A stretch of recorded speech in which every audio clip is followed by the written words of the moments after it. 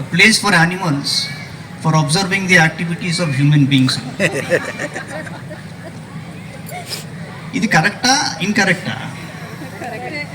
ఇదేంటి అబ్బాయి మొత్తం ఉల్టా చెప్పావు నువ్వు అన్నట్టు. నో, ఐఎమ్ అబ్సల్యూట్లీ రైట్ అన్నాడు. ఎందుకంటే అంటే లాస్ట్ వీకే వెళ్ళామండి జూకి. ఆ యానిమల్స్ అన్నీ చక్కగా మెజెస్టిక్గా ఎండ కాచుకుంటూ హాయిగా కూర్చున్నాయి, చాలా స్టేబుల్గా.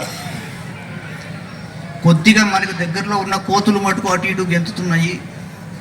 కానీ ఇక్కడ ఉన్న వాళ్ళంతా మనుషులు కేరింతలు గోలలు పెడుతూ గోలగోలు చేస్తున్నారు, కానీ అవి ఏమాత్రం చలించట్లేదంట.